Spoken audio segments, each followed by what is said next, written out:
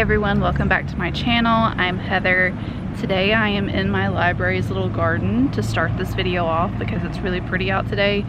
There's butterflies flying around. There's also like bees and stuff like that, so if you see me freak out, that's why. But I just picked up some library books and I figured that I would help myself out with a challenge that I'm doing this year as well. It's called the Shelf Reflection Challenge. I found it either on Instagram or Pinterest or something like that. I can't remember off the top of my head. But I was struggling to find books for specific prompts. And I did a little research and I found some. And they were at my library. So the first one is a celebrity that you've seen in a movie. And I picked Finding Me by Viola Davis. This is Oprah's book club pick. So I've heard really good things about this, and I really like Viola Davis. Like, she's one of my favorite actresses. And then a book where you have seen somebody as a villain. I picked The Storyteller by Dave Grohl because if you know, you know. If you don't, he cheated on his wife, and I'm sorry, I can't get with that. And he ended up having another baby, like, with his mistress. So in my eyeballs, he is a villain. I'm sorry, okay? Sorry. And then something that is really important to you, and one thing that's really important to me is people being able to help themselves out with their mental health. And it is a struggle for a lot of people. It's a struggle for me as well, and taking care of your mental health is super important to me. So I picked Episodes: A Diary of a Recovering Madman by Gucci Mane. And I grew up on Gucci Mane. Like, I am a millennial. He was what I listened to a lot with friends, by myself. So Gucci Mane and me go back. And I'm interested to see how this book was done, specifically talking about his mental health struggles and how he was able to cope and all of those things. So these are the three books we're going to be reading. They're all nonfiction. I don't read a lot of nonfiction, but I'm very, very excited to get into these. And yeah, hopefully you enjoy this. Get up and I'll show you around this little area. It's really pretty.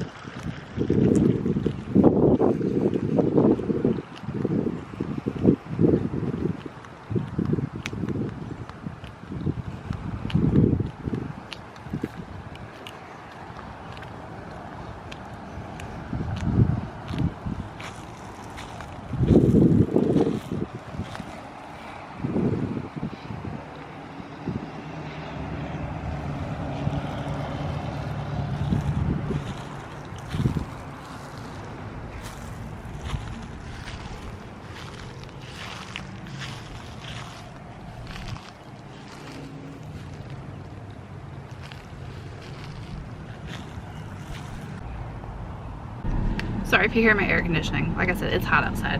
I mean, it feels good, but it's hot, okay? It's really hot. So I'm going to probably listen to Finding Me first by Viola Davis because somebody else needs the book after me. So I'm gonna read this first for this video. And I am gonna read it like using Libby as well as reading it physically, but while I'm in the car, I'm gonna listen to it. Years old, I used it defiantly. I was a spunky, sassy mess, and when I spewed that expression, one hand would be on my hip, my middle finger in vast display, and maybe my tongue would be sticking out. If the Excuse this, okay? It's been raining for the past like 3 days. It's humid, it's hot outside, and my hair is just gonna look like this for probably the rest of June. I ended up finishing Finding Me by Viola Davis, and y'all, this was probably one of the best memoirs that I've ever read in my life. It was sad, it was funny, it was narrated by Viola Davis, and just like she brought her own story to life and the things that she went through and where she has ended up. It was really inspiring, to be completely honest. She had such a her young life was full of abuse, turmoil. Her family was poor, like poor. What she had to endure at such a young age was horrific. But she is just so full of love and life, and I loved getting to know her more. I've always really liked Viola Davis. I know I said she's one of my favorite actresses, but this story just brought it to life. But she is just so full of life and love and resilience, and she is a very inspiring person, and I think a lot of people would get something out of this. There were times where I was just, I wanted to give her a hug. Like, I still want to give her a hug because I think she's awesome, but I loved getting to know her a lot more, and I loved getting to see her become the Viola Davis that we all know. But she also points out that she had to go through a lot to get where she is, and the fight was not easy to get where she is. So I think a lot of people would really like this book. It is well praised for a reason, and I think that you should read it. Now I am reading Storyteller by Dave Grohl. I know I picked this out because I said that he was a villain, okay? I don't really think that he's a villain. Do I agree with what he did? No. Do I think people should cheat? No. But I picked this because I don't really see people as villains except like politicians and stuff like that. But I don't want to read about politicians' lives. Sorry, I don't. And I saw this at the library and I was like, oh, okay. I'm going to pick this out because I'm mad at him. Because I still am mad at him. But he's a freaking celebrity, okay? I don't follow celebrity lives all that much, but I wanted to read this. So that's why I picked it for this. I have started to listen/read it, and it's pretty funny. And he's cocky. He has a right to be cocky, but sometimes I don't like cocky people.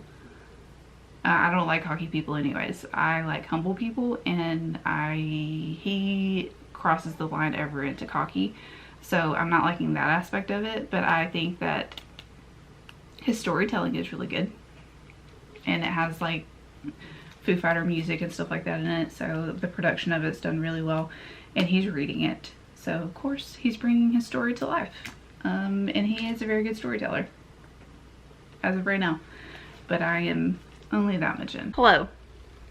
I ended up finishing The Storyteller by Dave Grohl, and I'm going to give it 4 stars. I thought that Dave Grohl's story of his life was crazy. He's been through a lot. He's done a lot at his age, or in his lifetime.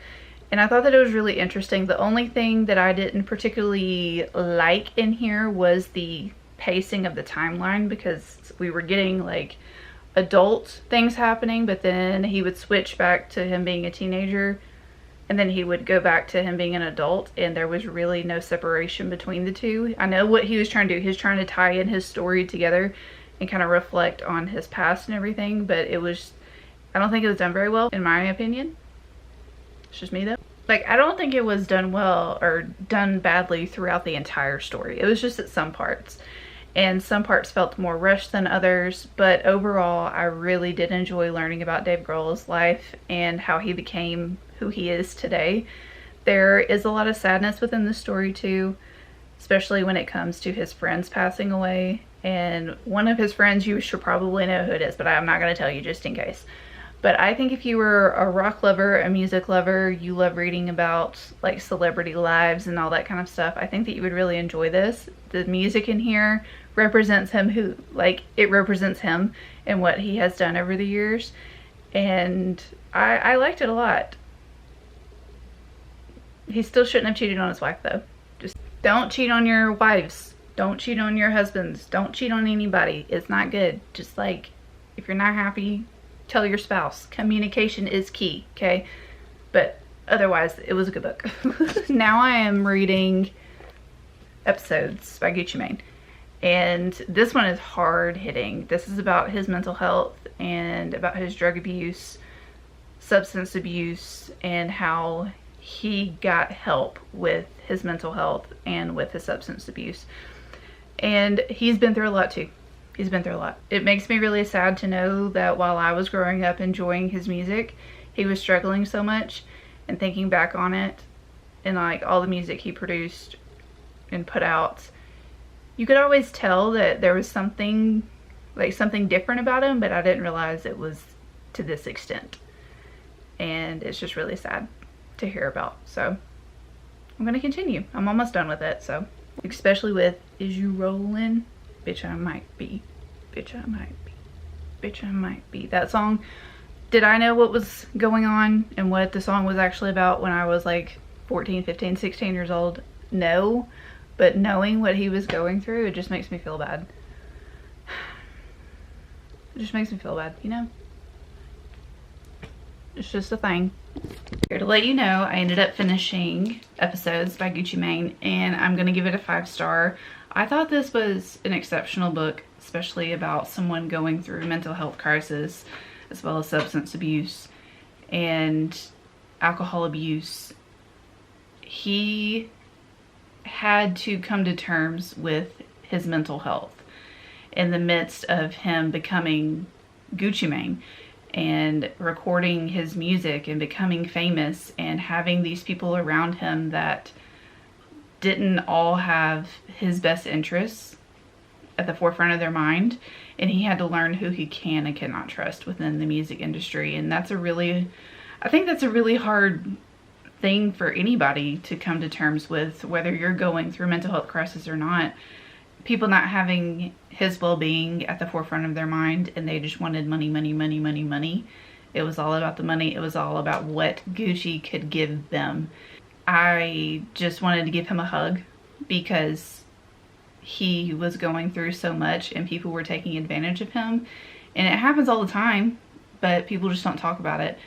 Even some of his family members were more after what he could give them rather than protecting him from money grabs or like people just like literally stealing stuff from him when he was going through his episodes. But I am glad that he had people in his corner while he was going through these things and understanding that it wasn't him. Like, it wasn't his true self doing the things that he was doing. And he was going through a mental health crisis, and I'm glad that he had people there to support him through that. But looking back on it and him talking about like the Twitter rants that he would go on and like the news stories that would come out about Gucci Mane going off the rails again, I remember those. And it was, at the time, I just thought, like, honestly, I thought that it was funny, and I didn't think anything of it because I was young and dumb, you know? But now looking back, it just makes me feel really, really bad for him that he went through all that. And while he was becoming famous, and while some of his greatest songs were him going through mental health crises, while I was in the club dancing to them and, like, you know, at parties and stuff listening to it. And it just makes me really sad to know that. And it makes me think of him in a different perspective. Not that I thought badly of him, minus like him going to jail for all these things, but understanding where he was at mentally makes a lot of sense, especially with some of the music that he was putting out and things that he was doing behind the scenes. Because I did follow Gucci for a long time. Like, I grew up in middle school and high school and college listening to Gucci, and he was a big part of my growing up hood, I guess you could say. I remember listening to him a lot and following him a lot and all that. So highly recommend to anybody who's a Gucci Mane fan or just like wanting to learn about him and his mental health crisis. So I read 3 really, really, really good memoirs. I'm so glad that I did this and kind of went out of my comfort zone a little bit, you know, because I don't really read a lot of nonfiction and memoirs. I'm really glad that I tried this out and read some memoirs from some people that I have followed for a long time and getting to know them a little bit better. I also have some biographies up there, and my library has a crap ton of biographies too. So I think I might do this more often than I usually do, just going into my library or like picking up a Paris Hilton one that's up there and reading nonfiction. And then I know that my library has the Britney Spears. The library also has an Eminem one, and if you know me, well, you don't probably, I love me some Eminem, okay? Love me some Eminem. Wanted to show you my chart too. Here's my chart. I filled in the 3 boxes that I was looking for. I'm also reading White Fragility today. I was able to get this from the audiobook from the library as well, from Libby. So I'm going to be reading this because today is Juneteenth, and I hope you have a great day. Let me know in the comments down below if you enjoyed this video, and I'll see you on the next one. Goodbye.